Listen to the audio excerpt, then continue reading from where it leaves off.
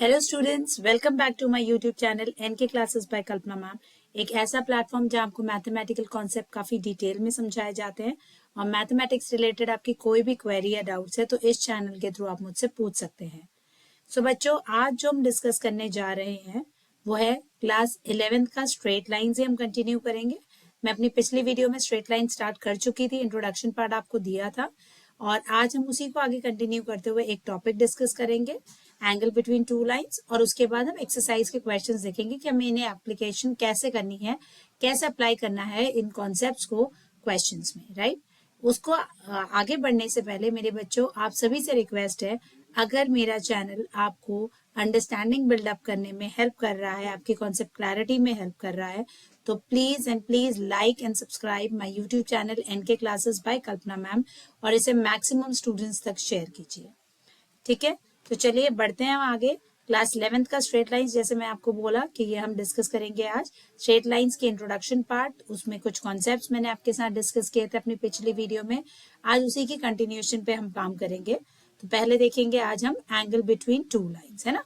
तो दो लाइंस के बीच का एंगल के लिए हमारे पास क्या फॉर्मूला होता है। डेरिवेशन एग्जाम में नहीं पूछी जाती, डायरेक्ट फॉर्मूला आपको पता होना चाहिए जो आप अप्लाई करेंगे, पर हम डेरिवेशन के बारे में भी बात करेंगे। ठीक है, so angle between two lines. तो देखिए यहाँ पे आपको एक फिगर दिख रही है, मैंने दो लाइंस ली है L1 और L2। ये दिख रहा है आपको, ये है L2 और ये है L1। ये दो लाइंस है और ये दोनों इंटरसेक्ट कर रही हैं और यहाँ एंगल बन रहा है थीटा। ऑफ कोर्स जब भी एक लाइन, दो लाइंस इंटरसेक्ट करेंगी तो दो पेयर्स ऑफ एंगल बनेंगे ना। एक तो ये बन रहा है आपको थीटा दिख रहा है और दूसरा पेयर हमने लिख दिया फाई दिख रहा है। ऑफकोर्स इसका वर्टिकली अपोजिट एंगल ये थीटा हो जाएगा और इसी तरीके से ये फाई हो जाएगा। तो हमने वही बोला, let L1 and L2 be two non vertical lines with slope M1 and M2। तो मैंने बोला दो लाइंस ली है L1 L2, नॉन वर्टिकल है, राइट, स्टैंडिंग आप देख सकते हैं। और बोला है इनके स्लोप क्या ले लिए, पहले वाले का स्लोप है M1 और दूसरे वाले का स्लोप है M2।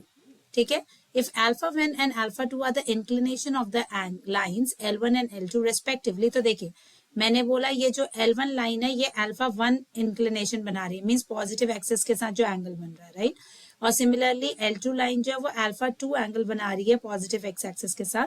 तो इसका मतलब अगर मैं स्लोप की बात करूं, हमें पता है स्लोप हम m से डिनोट करते हैं और यहाँ हमने M1 M2 नोटेशन दी है। तो M1 क्या हो जाएगा, tan alpha, tan of inclination angle हमें क्या देता है, उसका स्लोप देता है ना उस लाइन का। तो सेम वे M2 क्या हो जाएगा, tan ऑफ α2, राइट। ये क्लियर है सबको। Now we know that when two lines intersect each other they make two pairs of vertically opposite angles and such that the sum of the any two adjacent angle is 180 degree. वही मैंने आपको बताया था beginning में, जैसे theta और phi इनका सम आप देखोगे तो 180 बनेगा, right. So let theta and phi be the adjacent angles between the lines L1 and L2। So then हमें पता है, देखिए theta will be equal to α2 minus α1। ये कैसे आया, यहाँ पे देखिए मुझे पता है ये एंगल फाई है, ये एंगल थीटा है, तो ये एंगल भी क्या आ जाएगा, थीटा। तो आपको पता है अगर इस पार्ट को देखेंगे, सपोज मैं ये पॉइंट दिख रहा है आपको, ये एक ट्राइंगल बन रहा है, तो इस ट्राइंगल का एक्सटीरियर एंगल है α2, right. So α2 will be equal to what, α1 plus theta. तो यहाँ से थीटा क्या आ जाएगा, theta will be equal to α2 minus α1। वो यहाँ पे लिखा गया, theta is equal to α2 minus α1 where and α1 and α2 are not equal to 90 नहीं है। Therefore tan थीटा, अब यहाँ पे ये तो थीटा आ गया, अब tan थीटा का मुझे निकालना है, तो tan थीटा कितना हो जाएगा, tan थीटा की वैल्यू किससे रिप्लेस कर देंगे आप, α2 माइनस α1 में यहाँ पे ले आती हूँ इसको। सो यहाँ पे आ जाएगा, देखिए tan थीटा क्या हो जाएगा आपके पास, tan ऑफ α2 माइनस α1। अब यहाँ पे कौन सा फॉर्मूला यूज हो रहा है, tan a plus b, trigonometry में आपने पढ़ा है tan a प्लस बी और tan a माइनस बी, तो यहाँ पे a माइनस बी वाला यूज हो रहा है, right. So tan a minus b का फॉर्मूला क्या होता है, tan a minus tan b upon 1 plus tan a tan b, 1 plus tan a tan b। तो यही फॉर्मूला हमने यहाँ यूज किया, देखिए tan α2 minus tan α1 upon 1 plus tan α1 α2, right. अब tan α2 क्या है, देखिए tan α2 क्या था, M2 था, तो हमने यहाँ डिनोट कर दिया M2 माइनस ये क्या रिप्रेजेंट कर रहा है, tan α1 M1 है, पहले का slope M1, 1 plus same way α1 और tan α1 tan α2 M1 M2, right. सो यहाँ पे आ गया M2 minus M1 is equal to 1 plus M1 M2। Of course यहाँ पे ये जो डिनोमिनेटर है that can not be equal to 0, अगर वो 0 हो गया तो ये तो वैल्यू ही डिफाइन नहीं होगी, राइट। तो इसलिए यहाँ पे ये लिखा गई है कंडीशन कि जो 1 प्लस M1 M2 है that is not equal to 0, correct. अब यहाँ हम फाई की बात करें तो देखिए फाई क्या होगा, थीटा 180 है पूरा, थीटा प्लस फाइव इज 180 ना, थीटा प्लस फाइव हमको दिख रहा है 180 है, तो फाइव क्या आ जाएगा हमारे पास 180 माइनस थीटा, तो हमने लिखा 180 माइनस थीटा, यही लिखा हुआ है यहाँ पे 180 minus theta. Not tan five क्या हो जाएगा, that is tan 180 minus theta. अब मुझे बताइए 180 माइनस थीटा कौन सा क्वाड्रेंट होता है, देखिए ये हो गया 90, यहाँ आता है 180, तो 180 minus theta mean second quadrant A S, यहाँ तो साइन पॉजिटिव होता है, इसलिए tan 180 माइनस थीटा क्या हो जाएगा माइनस tan थीटा। ये सारी चीज मैं आपको 11th में ही ट्रिग्नोमेट्रिक फंक्शंस में आपके साथ डिस्कस किया हुआ है मैंने, ये कैसे यहाँ माइनस आ रहा है अभी भी मैंने एक्सप्लेन कर दिया, क्योंकि सेकंड क्वाड्रेंट है, सेकंड में हमें पता है साइन पॉजिटिव होता है, तो ये माइनस tan थीटा हो गया, राइट। तो minus sign as it is tan theta. अब tan थीटा की वैल्यू अब भी जस्ट आपने फाइंड करी, that is m2 minus m1 upon 1 plus m1 m2, तो वही हमने लिखा m2 minus m1 upon 1 plus m1 m2, of course the denominator can not be equal to 0, right. अब जब हमारे पास ये केस आ रहा है, इसके बाद देखिए यहाँ तक आगे वैल्यू, अब हम बोल रहे हैं then we have two cases, है ना। क्या केस है, केस वन एक होगा कि m2 minus m1 upon 1 plus m1 m2 या तो पॉजिटिव होगा या तो वो नेगेटिव होगा। देखिए यहाँ पे मैं फिर से रिपीट कर देती हूँ, ये term I minus of this, अब ये वैल्यू एक बार या तो पॉजिटिव हो सकती है या तो क्या हो सकती है नेगेटिव। तो क्या केसेस में क्या हो रहा है difference, if this value is positive, right, then tan theta will be positive and tan five will be negative. इस केस में अगर ये चीज पॉजिटिव हो जाती है ना, तो ये चीज आपकी tan थीटा ही तो रिप्रेजेंट कर रही थी, इसका मतलब tan थीटा पॉजिटिव होगा और tan फाइव क्या हो जाएगा negative, tan theta will be positive, five will be negative, right, which means theta will be an acute and phi will be an obtuse angle. Please very important point. तो अगर theta positive आ रहा है, tan theta positive आ रहा है, इसका मतलब theta एक acute angle है, और फाई नेगेटिव आ रहा है, इसका मतलब एक ऑब्ट्यूज एंगल है, राइट। केस टू, अगर ये वाला पोर्शन जो हमारे पास है ये नेगेटिव है, इसका मतलब ये tan थीटा है, सो tan theta will be negative in that case and tan five will be positive, which means theta अब ऑब्ट्यूज होगा और फाई क्या होगा एक एक्यूट। दोनों पॉसिबिलिटी है ना, दोनों केसेस हो सकते हैं।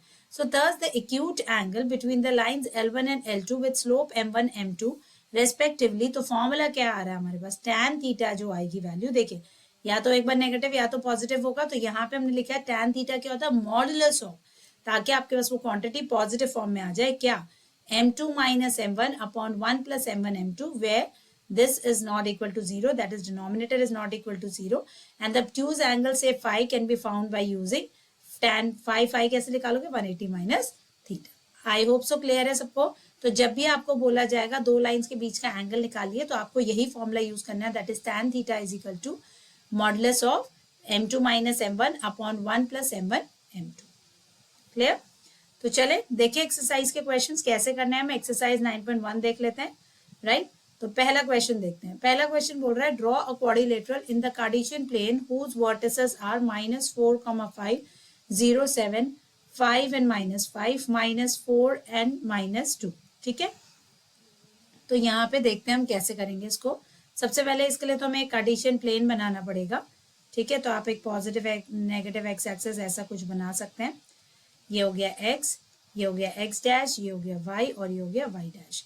अब पहला बोला -4, 5, तो सपोज 1, 2, -2, -3, -4 यहाँ ले लेती हूँ मैं।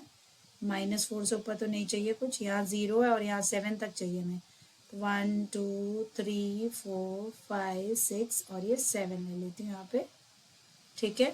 और नेगेटिव में -5 तक चाहिए, -1, -2, -3, -4, -5 यहाँ ले लेते हैं।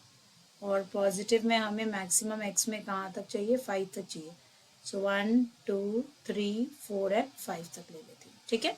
अब पहला पॉइंट है -4, 5, तो -4 और 5 यहाँ पे आएगा, 7 है 6, 5, तो यहाँ कहीं बनेगा -4, 5, 0, 7, तो यही पॉइंट आएगा आपका 0, 7, राइट।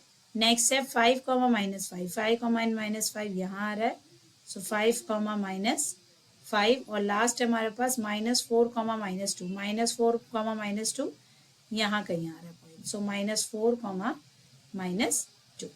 अब क्या करेंगे, इन सारे पॉइंट्स को ज्वाइन कर लीजिए, आपके पास एक क्वाड्रिलेटरल ऑब्टेन करना है आपको, समथिंग लाइक दिस। बच्चों ये मैं बहुत फ्री हैंडेडली मैंने एक प्रॉपर स्केल लेके नहीं बनाया है, आप ले सकते हैं प्रॉपरली इसे और बना सकते हैं, ठीक है। तो कुछ इस तरीके से बन रहा है हमारा, राइट। तो ये हमारा बन गया। अब हमें बोला है ऑल्सो फाइंड इट्स एरिया, में इसका एरिया, पहले तो क्वाड्रिलेटरल बना दीजिए बोला है, बना लिया हमने ग्राफिकली, आप इसे प्रॉपरली ग्राफ में स्केल से थ्रू बना सकते हैं। और अब आपको बोला है इस ये निकालने के बाद आपको इसका एरिया निकालना, तो एरिया क्वाड्रिलेटरल का निकालने के लिए आप इसको, इस क्वाड्रिलेटरल को आपको दो ट्राइंगल्स में डिवाइड करना पड़ेगा। तो आपकी चॉइस है, आप चाहे तो ये डायगोनल ड्रॉ कर लीजिए, आप चाहे तो ये वाला डायगोनल ड्रॉ कर लीजिए, ठीक है, किसी भी वे में से कर सकते हैं। तो मैं अगर सपोज इसको नेम कर देती हूँ, this is A, this is B, this is C, और ये पॉइंट है डी। तो मैं सपोज ए सी डायगोनल बनाती हूँ, जरूरी नहीं है वो 0 से पास हो बच्चों, कैसे भी बन सकता है वो, है ना, वो आप प्रॉपरली जब उसको ग्राफ में बनाएंगे तो आपको पता चलेगा कहाँ से पास हो रहा है। तो हमने ए सी का डायगोनल ज्वाइन कर लिया। तो आपको पता है इस क्वाड्रिलेटरल का एरिया निकालने के लिए आपको पहले ट्राइंगल का एरिया निकालना पड़ेगा। तो सबसे पहले अगर मैं ट्राइंगल की बात कर रही हूँ, ट्राइंगल ए बी सी की बात कर लेते हैं, है ना। तो ए बी सी में हमें ए के कोऑर्डिनेट दिया -4,5, बी के कोऑर्डिनेट है 0,7 और सी के कोऑर्डिनेट है 5,-5, ठीक है। तो हमें निकाला एरिया ऑफ ट्राइंगल, ये हो गया x1 y1, इसको आप लिख सकते हैं दिस इज x2 y2, और ये आपके पास आ गया x3 y3। तो एरिया ऑफ ट्राइंगल आप लिखेंगे, एरिया ऑफ ट्राइंगल ABC, हमें फॉर्मूला पता है एरिया ऑफ ट्राइंगल ABC का क्या होता है हमारे एरिया निकालने के लिए, this is half and then modulus of, क्या मॉडुलस ऑफ लिखते हैं हम, x1, देन यहाँ आ जाएगा y2 minus y3 plus x2, यहाँ आ जाएगा y3 minus y1 and plus x3, यहाँ आ जाएगा y1 माइनस y2, ठीक है। तब यहाँ पे सब्सटीट्यूट करते हैं तो हाफ x1 क्या है हमारे पास -4, y2 minus y1 7, y2 minus y3 7, minus of -5 तो +5 हो जाएगा, एंड देन प्लस x2 के हमारे पास ये देखिए 0 है, सो 0 मल्टीप्लाइड में anything will give you 0 only. तो x3 पे आ जाता है सीधा 5, y1 माइनस y2, तो y1 क्या है 5 और y2 के आपके पास 7, सो 5 माइनस 7, करेक्ट। अब यहाँ पे आ जाएगा हाफ, दिस इज -4, 7 + 5 आपके पास 12 आ गया, ये तो टर्म 0 हो गई, और +5 और यहाँ पे 7 - 5 -2 आ जाएगा आपके पास। तो आपके पास आ रहा है हाफ, ये आ गया -48, करेक्ट, और ये आ जाएगा आपके पास -10।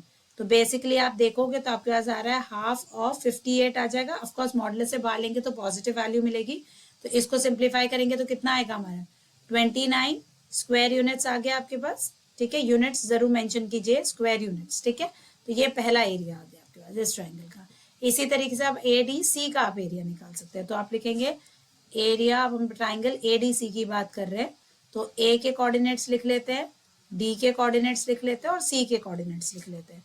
तो A के कोऑर्डिनेट है -4 5, सो -4 एंड 5, D के कोऑर्डिनेट है -4 -2, सो -4 -2, और C के कोऑर्डिनेट है आपके 5 -5, तो हमने लिख दिया यहाँ पे 5 -5। तो अगेन वही एरिया वाला कॉन्सेप्ट लगा लेंगे, x1 y1, x2 y2 और यहाँ x3 y3।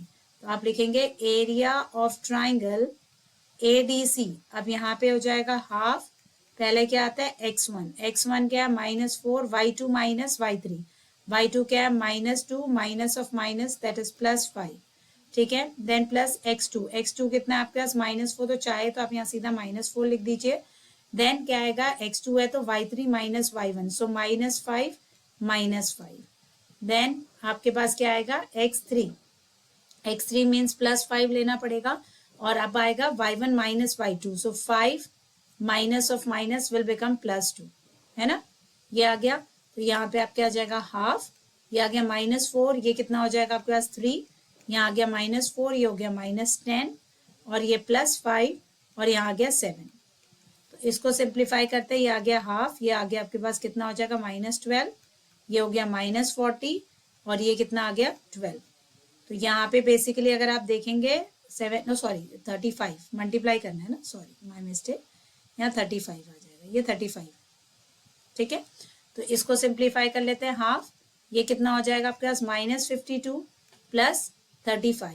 I hope so बच्चों में यहाँ तक जो किया आपको समझ आ रहा है। मैंने सिंपली, आप चाहे तो पहले अगर आपको डायरेक्ट सब्सटीट्यूशन नहीं आ रही, पहले आप उसकी फॉर्मूले वाली फॉर्म पे लिख लीजिए, उसे फॉर्मूला लिखिए और फॉर्मूला लिखने के बाद उसे सब्सटीट्यूट कीजिए, राइट। सब्सटीट्यूशन के अब यहाँ पे एक हमने और किया, देखिए माइनस था, माइनस तो +40 होना चाहिए था ना, ये +40 होगा तो यहाँ तो आ जाएगा आपका 75 - 12, ये चेंज करना पड़ेगा बेटा। इस स्टेप को मैं इरेज कर देती हूँ, एक सेकेंड।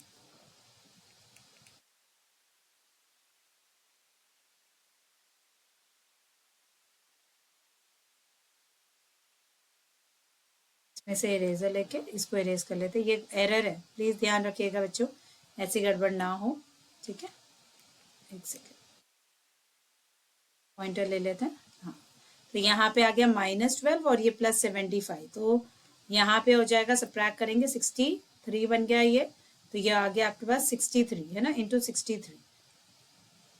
तो आप बोल सकते हैं 63/2 स्क्वायर यूनिट्स आ गया आपके पास, या फिर आप इसे डेसिमल में निकालना चाहे तो डेसिमल में निकाल सकते हैं। कितना आ जाएगा, 2 3 6 हो गया, 2 1 2 हो गया, 0.5 31.5 स्क्वायर यूनिट्स आ गया।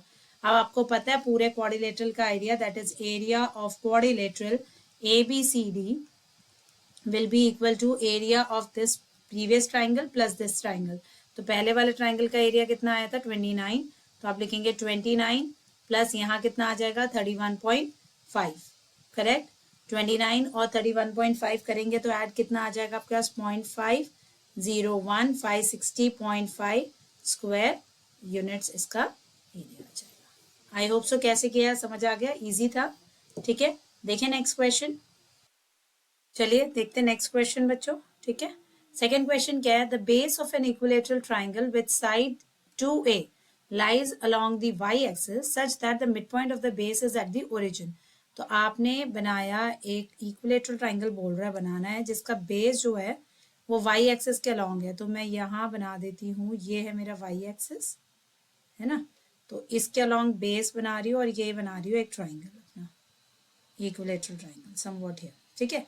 तो ये डिस्टेंस है मेरे पास पूरी 2A, ये पूरा 2A है।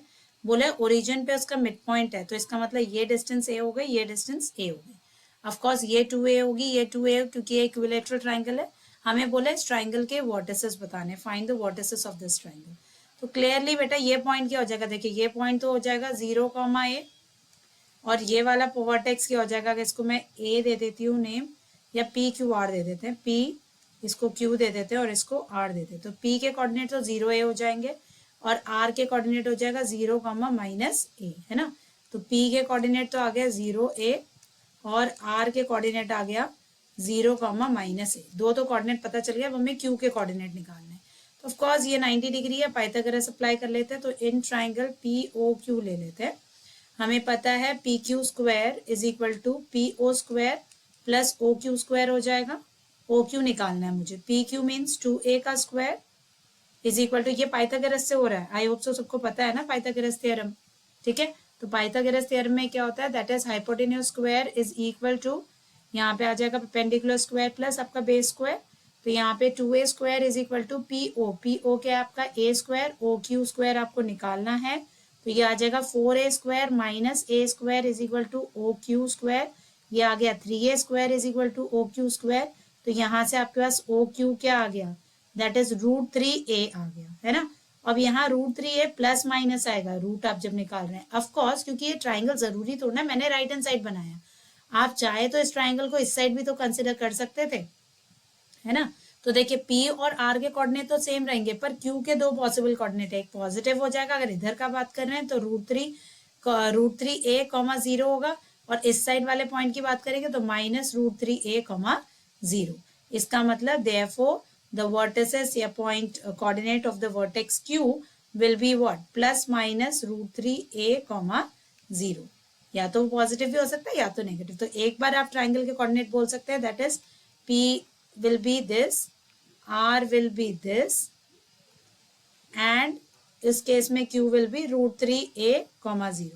दूसरी पॉसिबिलिटी क्या हो सकती है, P will be 0, A, R will be 0, -A, and Q will be -√3A, 0। I hope so point clear है सबको। सो क्वेश्चन 2 क्लियर है। बढ़े आगे, देखते हैं नेक्स्ट क्वेश्चन।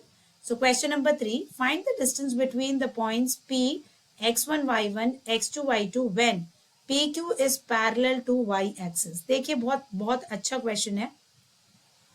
हमें बोला है P और Q दो पॉइंट्स दिए हैं, x1 x2 y1 x1 y1 x2 y2 point दिया है, और P Q is parallel to Y axis. अगर मैंने बोला ये एक लाइन है P Q parallel to Y axis, right, यहाँ पे पॉइंट पी और यहाँ सपोज पॉइंट क्यू है जिसके कोऑर्डिनेट मैंने बोला x1 y1 है और x2 y2 है। तो यहाँ पे बताइए मुझे, जब मैं बोल रही हूँ ये लाइन वाई एक्सिस के पैरेलल है, पहली बात इन दोनों में से क्या चीज सेम हो जाएगी, कौन सा कोऑर्डिनेट सेम होगा, x का कोऑर्डिनेट या y? ये देखिए x की फिक्स वैल्यू है, y चेंज हो रहा है ना, y इसके करस्पॉन्डिंग अलग है, इसके करस्पॉन्डिंग अलग है। मतलब कि जब PQ is parallel to y axis बोला जा रहा है, it means which implies what, x1 will be equal to x2.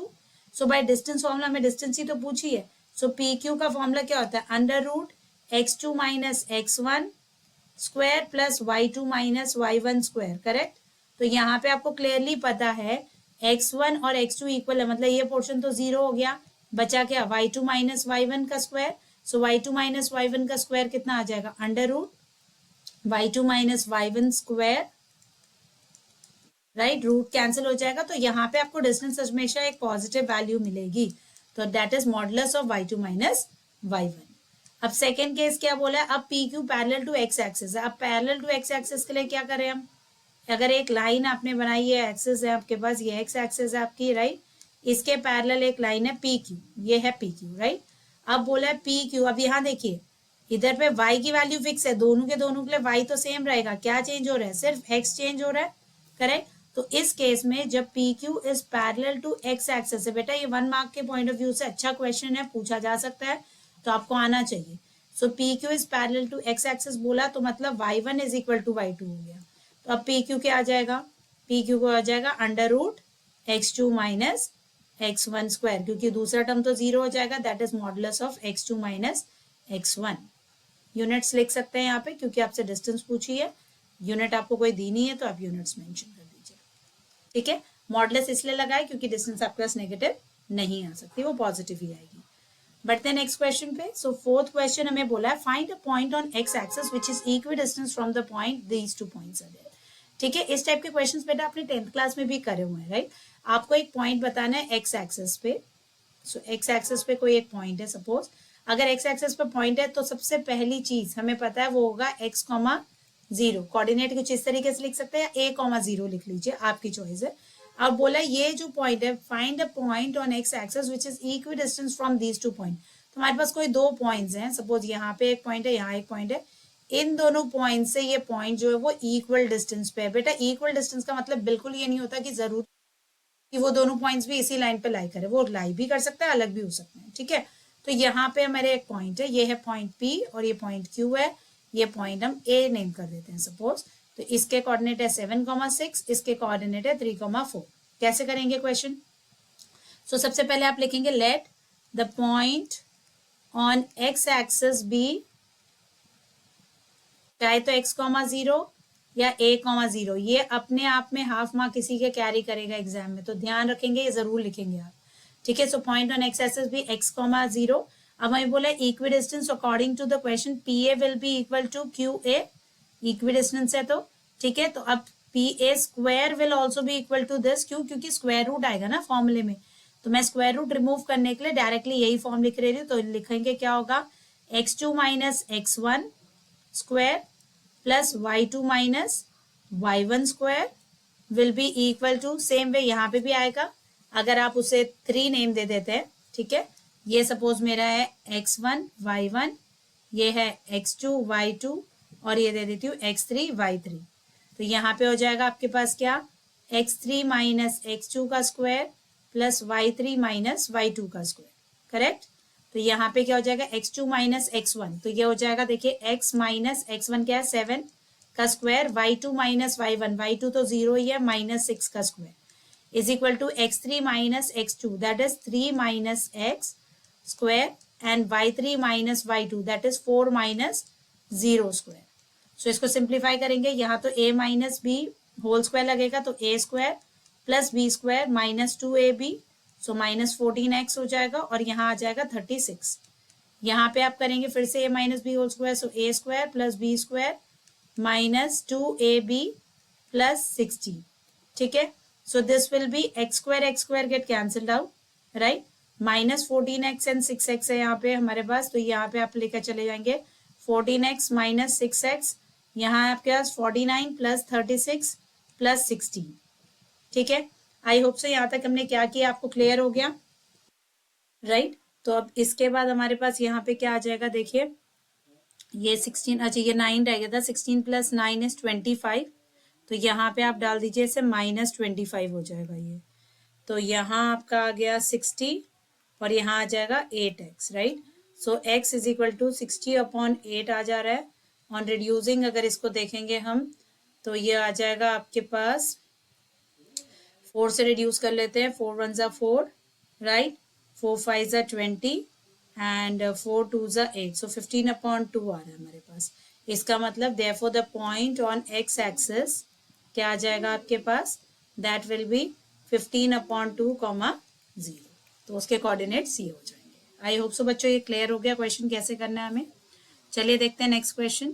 So fifth question है, find the slope of a line which passes through the origin and the mid point of the line segment joining the point these two. तो अभी मेरे पास दो points है, इन दोनों points के mid point को join करती हुई लाइन सेगमेंट होनी चाहिए पहले तो 8,0। ठीक है, ये एक पॉइंट है P और ये B।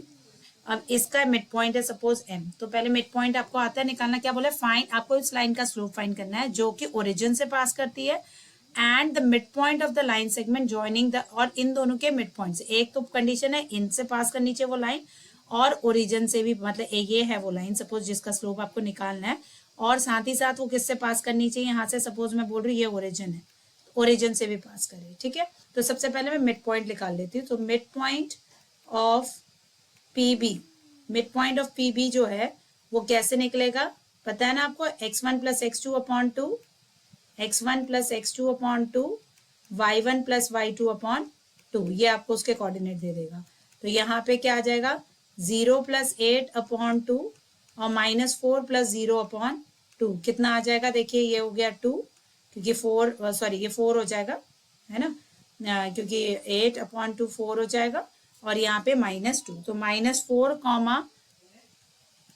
-2 आपका कोऑर्डिनेट आ गया M का, है ना। These are the coordinates of M आप लिख सकते हैं, राइट। अब हमें बोला है एक पॉइंट तो ये हो गया और दूसरा ओरिजिन, ओरिजिन के कोऑर्डिनेट क्या होता है, 0 0, so you can say what is the, एक है कोऑर्डिनेट्स आप यहाँ पे लिख देंगे पॉइंट ऑफ ओरिजिन, ओरिजिन के कोऑर्डिनेट आपके पास है 0 0। अब मुझे बताइए आपको एक लाइन उसका स्लोप निकालना है जिसमें दो पॉइंट्स दिए हुए हैं, तो हमें पता है 2 पॉइंट फॉर्म हम यूज कर सकते हैं, तो हम लिखेंगे स्लोप ऑफ लाइन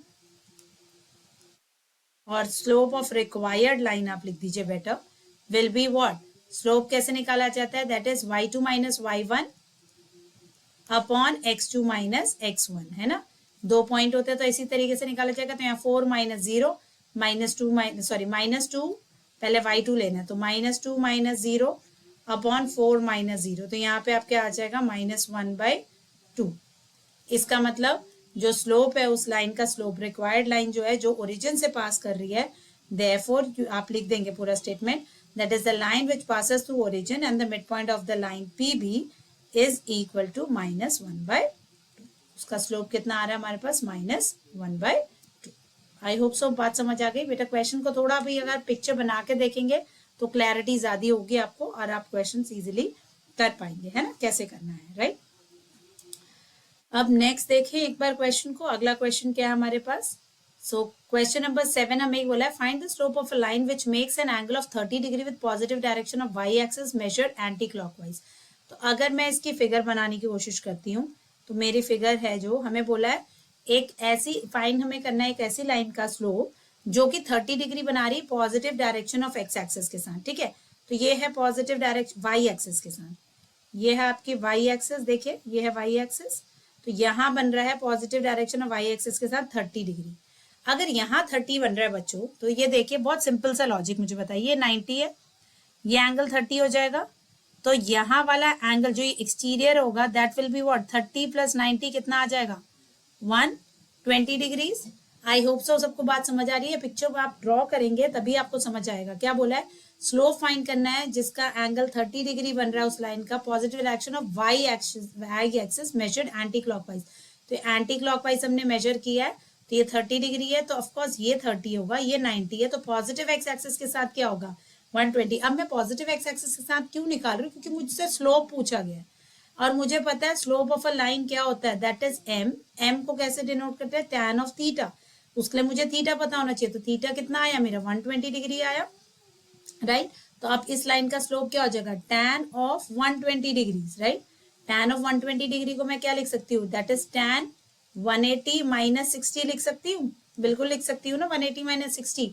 अब टैन 180 माइनस 60 कौन सा क्वाड्रेंट हुआ, सेकंड क्वाड्रेंट हुआ। सेकंड में क्या होता है, टैन नेगेटिव होता है, माइनस टैन 60 डिग्रीज। अब टैन 60 की वैल्यू क्या होती है, √3, सो माइनस √3। उस लाइन का स्लोप क्या आ जाएगा, minus √3, right. I hope so बच्चों आपको क्वेश्चन समझ आ रहे हो कि हम क्या कर रहे हैं, राइट। तो इस तरीके से आप ये वाला क्वेश्चन कर सकते हैं। ऑफकोर्स ये जो मैंने आपको प्रोसेस यहाँ समझाई है, ये 120 कैसा है, वो आप यहाँ एक्सप्लेनेशन में डाल सकते हैं। तो आज बच्चों हमने ये 7 क्वेश्चंस डिस्कस कर दिए, इसके कुछ और रिमेनिंग क्वेश्चंस हैं जो हम डिस्कस करेंगे अपनी नेक्स्ट क्लास में। तब तक मेरी वीडियोस को लाइक करिए, सब्सक्राइब करिए, इस चैनल को मैक्सिमम स्टूडेंट्स तक शेयर कीजिए, राइट। और अपने डाउट्स कमेंट सेक्शन के थ्रू आप मुझसे पूछ सकते हैं। So please like and subscribe my YouTube channel NK classes by Kalpana ma'am, और इसे मैक्सिमम स्टूडेंट्स तक शेयर कीजिए। थैंक यू, मिलते हैं अपने नेक्स्ट वीडियो में बच्चों।